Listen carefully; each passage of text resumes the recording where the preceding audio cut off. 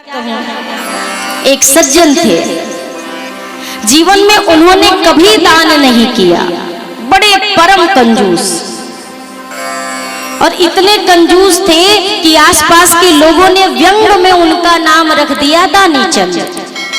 1 रुपए भी कभी दिया नहीं, तो इसी तरह व्यंगात्मक नाम पड़ गया दानी चंद।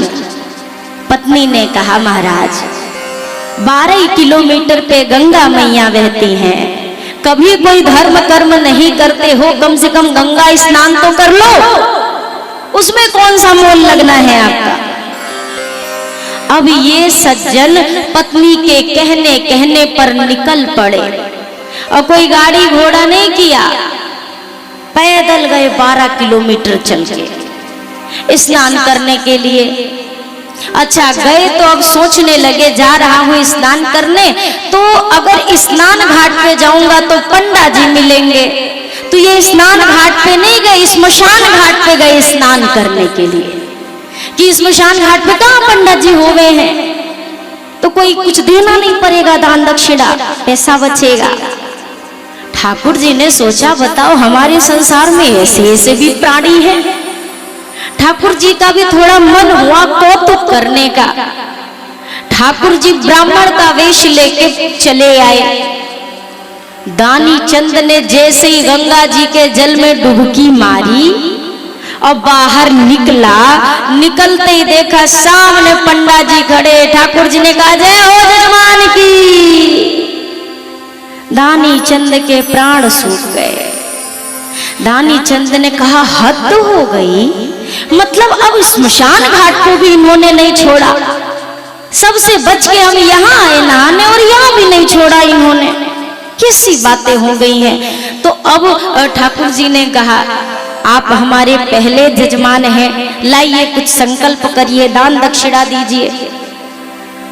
दानी चंद ने कहा, हम कुछ लेके नहीं आए, हम खाली हाथ आए, हम बड़े वैसे सरल स्वभाव के, ये सब देना लेना वाला हमारा काम नहीं है। वैसे एक बात बताइए, ये स्मशान घाट पे आप क्या कर रहे हैं। ठाकुर जी ने कहा, हम परम संतोषी ब्राह्मण हैं, ये स्मशान घाट पे ही रहते हैं, कोई कोई जजमान आ जाता है, जो भी दे दे उसी से अपना गुजारा करते हैं। और ये जजमान पता है, कई तो आपके जैसे ऐसे महान महान जजमान आते कि साल साल भर की व्यवस्था करके चले जाते। दानी चंद ने कहा, साल भर की हम एक दिन की भी नहीं करेंगे। ठाकुर जी ने कहा, पर जजमान प्रथम जजमान है, कुछ तो संकल्प करना पड़ेगा। तो उस समय धेले की रकम चलती थी। दानी चंद ने दिल पे पत्थर रख के एक धेले का संकल्प किया। ठाकुर जी ने कहा, लाइए जजमान हमारी दक्षिणा। दानी चंद ने कहा, हम लेके नहीं आए, घर पे है, उधार रहा, फिर कभी दे देंगे। दानी चंद को लगा, पिंड अभी यही छूट जाएगा, ये कहाँ हमारे घर थोड़ी ना आएंगे लेने।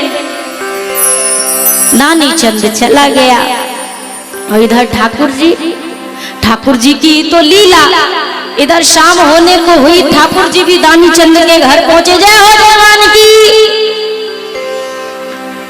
पत्नी ने कहा, कोई पंडा जी आए हैं, कुछ संकल्प किया था क्या। दानी चंद ने कहा, हद है, यहां तक चला आया, जाकर के तो पंडित जी गंगा नहाए के आए, बीमार पड़ गए। पत्नी गई, ओ पंडा जी बात ये है ना, ठंडे ठंडे जल में स्नान किया सो बीमार पड़ गए हैं सेठ जी, तबीयत नहीं ठीक है उनकी, आराम कर रहे। दानी चंद ने सोचा सुन के लौट जाएंगे। ठाकुर जी ने कहा, ओ हो, बताओ हमारे इतने प्रिय जजमान हैं और भला अरे दान दक्षिणा तो एक तरफ की बात है, तबीयत खराब है और ऐसी अवस्था में हम अपने जजमान को छोड़ के नहीं जाएंगे। अब तो हम यही रहेंगे, जब वो ठीक हो जाएंगे हम तभी यहाँ से जाएंगे।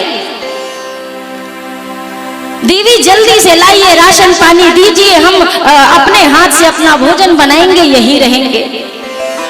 देवी ने जाकर सेठ जी से कहा, कहाँ मुसीबत पाल के आए हो, ठीक है, वो तो जाने का नाम ही नहीं ले रहे, कह रहे यही रहेंगे और यही बनाए खाएंगे। अब सेठ जी देखते देखते सुबह की वेला हुई। सेठ जी ने कहा, जाकर देखो है कि गया। पत्नी पहुंची गई देखने, अभी भी ठाकुर जी वहीं बैठे। पत्नी ने कहा वो यही है, वो कहीं नहीं हिलेंगे। अरे महाराज एक ढेला है, दे के बात खत्म करो ना। सेठ जी ने कहा कतई नहीं दूंगा, आज तक नहीं दिया, अब कैसे दे दूं। सेठ जी ने कहा जाकर कह दो सेठ जी मर गए, कहे आओ जाके मर गए सेठ जी। पत्नी कहती है राम राम राम कैसी बातें करते हो। तो राम राम मत करो, अगर ढेला दे दिया तो सही होगा, राम नाम सत्य हो जाएगा। जाके कह दो मर गए सेठ जी। पत्नी जाने लगी, सेठ ने कहा रुक रुक रुक रुक रुक, ऐसे सीधे सीधे जाओगी तो भला विश्वास करेगा। अरे तनिक रोते गाते आंचल से मुंह कान पोंछते जाओ तब तो भरोसा होएगा। अब ये कमरे से बिलबिलाती निकली, अरे गजब हो गया पंडित जी, हमारा तो घर ही टूट गया, हमारे ऊपर वज्र गिर गया, हमारा तो सर्वनाश हो गया। ठाकुर जी ने कहा क्या हो गया। कहा सेठ जी मर गए। सिधार गए सेठ जी, अरे हमें छोड़ के चले गए। सोचा अब जब जजमाने ही नहीं है तो कैसा संकल्प और कैसी दक्षिणा। सेठ की तो ये प्लानिंग और ठाकुर जी की प्लानिंग के आगे किसकी प्लानिंग टिके। ठाकुर जी ने कहा हे विधाता कैसा अनर्थ कर दिया। ठाकुर जी ने कहा देवी आप अकेली स्त्री कहां कहां बताने जाएंगी, मैं आपकी मदद करता हूं। अब जब तक जजमान की अंत्येष्टि नहीं होगी मैं यहां से कहीं नहीं जाऊंगा, अंतिम क्रिया करके ही अब विदा लूंगा। ठाकुर जी ने कहा आप अकेले कहां भटकोगी, मैं सबको सूचना दे के आता हूं। पत्नी की अरे महाराज रुको रुको रुको। ठाकुर जी ने कहा नहीं ठहरो, हमारे एक निमिष में पूरे गांव में बता के आगे सेठ जी मर गए। पूरे गांव वाले इकट्ठा हो गए, अर्थी तैयार हो रही है, पर बाहर ये सेठ सांस रोके पड़ा है, सांस नहीं ले रहा। अब अर्थी पे लिटा दिया गया, बांध दिया गया और ये भी बंध गया, पर बोला नहीं। पत्नी ने देखा अब तो सहियों में ले जाने वाले हैं।